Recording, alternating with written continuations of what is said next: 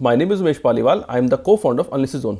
दोस्तों, आज मैं एक बहुत इंटरेस्टिंग वीडियो आपके लेके आया हूँ जहाँ पे मैं आपको एक्सप्लेन करूँगा कि लॉन्ग टर्म कैपिटल गेन और short term capital gain unlisted market में कितना होता है, उसका पीरियड क्या होता है, और अगर आपके पास कोई शॉर्ट टर्म कैपिटल लॉस है या लॉन्ग टर्म कैपिटल लॉस है, उसको आप कैसे सेट ऑफ कर सकते हो और कैसे उसको कैरी फॉरवर्ड कर सकते हो नेक्स्ट 8 ईयर्स तक।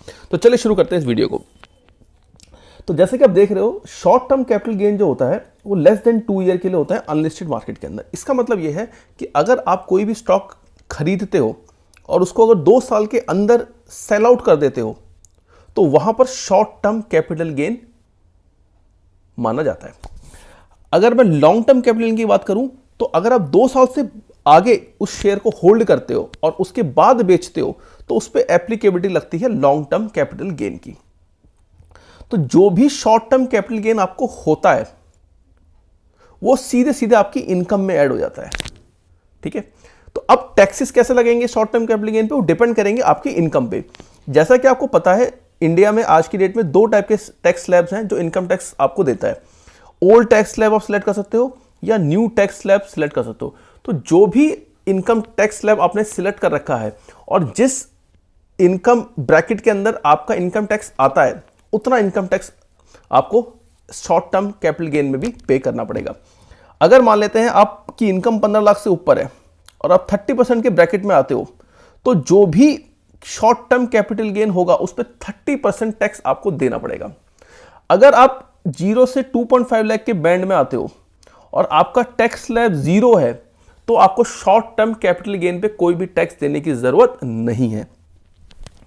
अगर मैं बात करूं लॉन्ग टर्म कैपिटल गेन की, तो वहां पर आपको 20% टोटल गेन पे देना पड़ता है विद इंडेक्सेशन बेनिफिट। एक इंडेक्सेशन बेनिफिट होता है, वो आपको एक्सप्लेन कर दूंगा। तो जो ओवरऑल आपका गेन, ओवरऑल जो आपका टैक्स आएगा, that would be less than 20%। अब शॉर्ट टर्म कैपिटल गेन निकाला कैसे जाता है? तो सबसे पहले हम निकालते हैं full value of sale consideration. जब भी आप सेल कर रहे हो किसी भी स्टॉक को, तो जो पैसा आपको मिलेगा उसको कहते हैं full value of sales consideration. उसको हम मान लेते हैं ए। अब उसमें से लेस क्या करेंगे? उसमें लेस करेंगे कॉस्ट ऑफ एक्विजिशन। जब आपने ये शेयर परचेस किया होगा तो जिस प्राइस पे परचेस किया होगा, जितनी क्वांटिटी परचेस करी होगी, वो हो जाएगी कॉस्ट ऑफ एक्विजिशन। फिर उसमें से लेस कर देंगे कॉस्ट ऑफ ट्रांसफर, क्योंकि अनलिस्टेड मार्केट के अंदर जब भी आप कोई स्टॉक सेल करते हो तो आपको स्टैम्प ड्यूटी पे करनी पड़ती है गवर्नमेंट को, आपको कुछ डीपी चार्जेस पे करने पड़ते हैं। तो अगर आप कोई भी एसेट को सेल आउट कर रहे हो, एसेट को ट्रांसफर कर रहे हो, तो उसको हम कहते हैं कॉस्ट ऑफ ट्रांसफर। तो वो यहां से माइनस हो जाएगी। तो total short term capital gain जो होगा वो क्या होगा? ए माइनस बी माइनस सी। सिमिलरली अगर मैं लॉन्ग टर्म कैपिटल गेन की बात करूं तो वहां पर भी सेम चीज होती है। आपको सबसे पहले फुल वैल्यू सेल्स कंसिडरेशन निकालना है कि आप अगर कोई मार्केट के अंदर सेल आउट कर रहे हो तो कितना पैसा आपको मिल रहा है। That would be called as the full value of sale consideration, that will be counted as a. उसमें से माइनस क्या होगा? Cost of index acquisition. तो यहां पर हमने टोटल कॉस्ट निकाली थी जिस रेट पे आपने खरीदा था, लेकिन लॉन्ग टर्म कैपिटल गेन में इंडेक्सेशन बेनिफिट मिलता है। इंडेक्सेशन बेनिफिट दोस्तों क्या होता है कि इन्फ्लेशन की वजह से रुपये की वैल्यू धीरे धीरे कम होती जाती है। फॉर एग्जाम्पल, आज अगर मैं कोई चीज 100 रुपये में खरीद पा रहा हूं तो हो सकता है 1 साल के बाद या 2 साल के बाद वही चीज 120 रुपये में खरीदूं। तो उस चीज को कंट्रोल करने के लिए कि आपको ज्यादा टैक्स ना देना पड़े, आपको जो गवर्नमेंट है वो इंडेक्सेशन बेनिफिट का यहां पर प्रोविजन देती है एलटीसीजी के अंदर। ये सी आएगा कॉस्ट ऑफ ट्रांसफर। ठीक है, तो जो लॉन्ग टर्म कैपिटल गेन होगा वो सेम फॉर्मूले से निकलेगा, ए माइनस बी माइनस सी। अब मैं आपको एक एग्जांपल से समझा देता हूं, आपको बहुत इजीली समझ आ जाएगा। मान लेते हैं चेन्नई सुपर किंग का शेयर हमने बाई किया था 15/5/2016 को, और हमने ये सेल किया 15/4/2018, यानी लेस देन 2 ईयर में हमने सेल आउट कर दिया। बाइंग प्राइस है 50 रुपये, सेलिंग प्राइस है 150 रुपये, क्वांटिटी थी 50। कैटेगरी आएगी short term capital gain. Full value of consideration, इसका मतलब क्या होगा कि मैंने 150 रुपये बेचा, कितनी क्वांटिटी बेची? 500। तो this is called as full value of consideration, that is 75,000। What is the cost of acquisition? I have bought 500 shares at ₹50, तो 25,000 would be my cost of acquisition. And मान लेते हैं कि cost of transfer and stamp duty and other provision 50 rupees मैंने pay किए, तो 75,000 minus 25,000 minus 50. This is my short term capital gain. Now this short term capital gain will be added into the income. जिस साल आपने बेचा है उस साल की इनकम में आपकी ऐड हो जाएगा. आपकी इनकम स्लैब जो भी होगा उसके हिसाब से आपको इस पर टैक्स पे करना पड़ेगा. अगर मैं लॉन्ग टर्म कैपिटल गेन की बात करूं तो सेम एग्जांपल हमने लिया है कि हमने चेन्नई सुपर किंग परचेज किया था 15/5/2015 को, सेल किया 15/4/2020, यानी मोर देन 2 इयर्स के बाद सेल आउट किया. बाइंग प्राइस था 30, सेलिंग प्राइस था 150, क्वांटिटी 50. तो ये कहलाएगा, this will be called as long term capital gain. अब यहां पर फुल वैल्यू ऑफ कंसिडरेशन तो आपकी सेम है, 150 share multiply 500. This is the full value of consideration that I will get when I will sell Chennai super king share. अब जो cost of acquisition होगी वो नॉर्मल कॉस्ट ऑफ एक्विजिशन नहीं होगी. अगर मैं इंडेक्सेशन का बेनिफिट नहीं मिलता तो मेरी कॉस्ट ऑफ एक्विजिशन कितनी होती, 30 मल्टीप्लाई बाय 500, यानी 15,000 रुपये होती.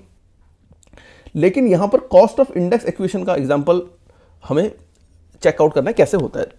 तो आप ये देखो कि एक फैक्टर होता है, इसको हम कॉस्ट इन्फ्लेशन फैक्टर कहते हैं. ये इनकम टैक्स की वेबसाइट पर जाओगे तो आपको पता चल जाएगा कॉस्ट इन्फ्लेशन फैक्टर कितना है. तो जो भी ये वैल्यू आती है उसको हम कॉस्ट इन्फ्लेशन फैक्टर से मल्टीप्लाई कर देते हैं. तो जो वैल्यू आएगी वो कॉस्ट ऑफ इंडेक्स एक्विजिशन कहलाती है. यानी हम मान लेंगे कि आपने 15,000 पे नहीं खरीदा था, या आपने 17,775.59 पे खरीदा था. ठीक है. अभी कॉस्ट ऑफ इन्फ्लेशन फैक्टर कैसे निकलता है, हमने बाई कौन से साल में किया, 15-16 में किया. तो हम जाएंगे यहां, ये आपको इनकम टैक्स डिपार्टमेंट की वेबसाइट में मिल जाएगा. इसको कॉस्ट इन्फ्लेशन इंडेक्स कहते हैं. 15-16 में 254 का इंडेक्स था. ठीक है. बेचा कब, 20-21 में. तो 20-21 में कितना है, 301.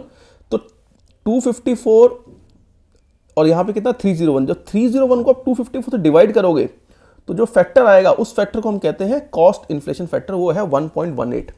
तो जो 15,000 की मेरी कॉस्ट थी, ओरिजिनल कॉस्ट, उसको मैं इससे मल्टीप्लाई कर दूंगा तो कॉस्ट ऑफ इंडेक्स एक्विजिशन आ जाएगा. और अगर कोई मेरे पास cost of transfer, stamp duty वगैरह पे करिए, डीपी चार्ज पे किया, तो 50 रुपीज़ हमने वो चार्ज कर लिया. तो फिर मैं क्या करूंगा, वही same formula A minus B minus C. तो ये टोटल आएगा 57,174. अब ये जो लॉन्ग टर्म कैपिटल गेन आया है, on this long term capital gain I need to pay 20% tax. तो 20% टैक्स निकालो, कितना आएगा, 11,434.88. सो ये मेरे को टैक्स गवर्नमेंट को पे करना पड़ेगा. अब कुछ रूल्स होते हैं set of provisions and carry forward losses के. ठीक है.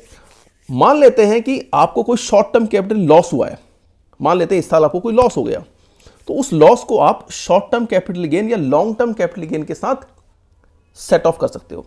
अगर आपके पास लॉन्ग टर्म कैपिटल लॉस है कोई, तो उसको केवल लॉन्ग टर्म कैपिटल गेन के साथ सेट ऑफ कर सकते हो. और अगर सेट ऑफ नहीं होता है, इस साल लॉस हुआ, अगले साल भी लॉस है, अगले साल भी लॉस हो, सेट ऑफ किससे करोगे, गेन तो है नहीं.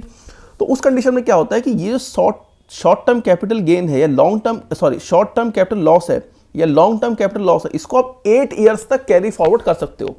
अगले 8 सालों तक इसको कर सकते हो. कहीं पे भी प्रॉफिट आया, किसी भी साल प्रॉफिट आया, उससे सेट ऑफ कर दो. सेट ऑफ करने के बाद जो बच गया उस पर टैक्स देना है. ठीक है. इसको मैं बहुत सिंपल सा एग्जांपल से आपको समझा देता हूं. मान लेते हैं FY 17-18 के अंदर पहली बार स्टॉक मार्केट के अंदर आते हो. आपने देखा, सब पहले साल मैंने ट्रेड किया, चाहे लिस्टेड हो चाहे अनलिस्टेड हो, 10,000 रुपये का लॉस हो गया. लॉन्ग टर्म कैपिटल गेन में भी 25,000 का लॉस हो गया. पिछले साल इसको जीरो मान लेते हैं, क्योंकि अभी तो आप आए हो तो लॉन्ग टर्म कैपिटल होगा नहीं. मान लेते हैं आपने 17-18 में स्टॉक मार्केट के अंदर एंट्री करी, आपको शॉर्ट टर्म कैपिटल लॉस हो गया 10,000 रुपये का. ठीक है. अब नेक्स्ट ईयर आए, नेक्स्ट ईयर आपने 5,000 रुपीज़ का शॉर्ट टर्म कैपिटल गेन कमाया, 10,000 रुपये का लॉन्ग टर्म कैपिटल गेन कमाया. एग्जाम्पल के समझते हैं. ठीक है. अब क्या होगा, अब यहां पे तो आपको कोई टैक्स नहीं देना. टैक्स कितना देना, यहां 0, क्योंकि आप तो लॉस में हो. अब यहां कितना टैक्स देना पड़ेगा, देखो जो शॉर्ट टर्म कैपिटल लॉस है ये आप 8 साल तक कैरी फॉरवर्ड कर सकते हो, यानी अगले साल ये कैरी फॉरवर्ड हो जाएगा. ठीक है. अगले साल आपको टोटल कितना प्रॉफिट हुआ, 15,000 का. ठीक है. तो जो शॉर्ट टर्म कैपिटल लॉस है वो शॉर्ट टर्म कैपिटल गेन और लॉन्ग टर्म कैपिटल गेन दोनों का सेट ऑफ हो सकता है. यानी 15,000 का टोटल फायदा हुआ, 10,000 का पहला लॉस था, तो टोटल मेरा प्रॉफिट कितना हो गया, 5,000 का.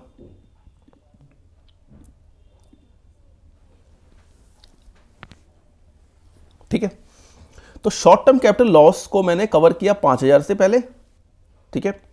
फिर शॉर्ट टर्म कैपिटल लॉस को मैंने यहाँ पे कितना -5,000 बच गया, तो फिर मैंने इससे कवर किया तो कितना बच गया 5,000, तो मेरे को 5,000 क्या हो गया लॉन्ग टर्म कैपिटल गेन हो गया। तो long term capital gain listed में अलग होता है, अनलिस्टेड में अलग होता है, जो भी आपकी टैक्स की रेट होगा उसके हिसाब से आपको पे करना पड़ेगा। ठीक है, तो अब ये मेरे पास 5,000 रुपये का लॉन्ग टर्म कैपिटल गेन आ गया। अब इस पर मेरे को टैक्स पे करना पड़ेगा। अब ये आपके सेट ऑफ हो चुका है, अब इसको कहीं कैरी फॉरवर्ड करने की जरूरत ही नहीं है। अब नेक्स्ट ईयर आए, नेक्स्ट ईयर 4,000 रुपये का आपको नुकसान हुआ, शॉर्ट टर्म कैपिटल लॉस, यहाँ गेन हुआ, तो मेरे को लॉन्ग टर्म कैपिटल गेन पे टैक्स पे करना पड़ेगा। और ये जो शॉर्ट टर्म कैपिटल लॉस है ये फिर आगे कैरी फॉरवर्ड हो जाएगा। तो इस तरह से कैरी फॉरवर्ड होते रहते हैं और सेट ऑफ के प्रोविजंस होते हैं। तो गवर्नमेंट ये कहती है कि अगर आपको लॉस हुआ है किसी साल, तो पिछले साल अगर किसी साल लॉस हुआ है तो उसको आप कैरी फॉरवर्ड आगे कर सकते हो कि आने वाले समय में अगर प्रॉफिट होता है तो वहाँ से इसको सेट ऑफ कर दिया जाएगा।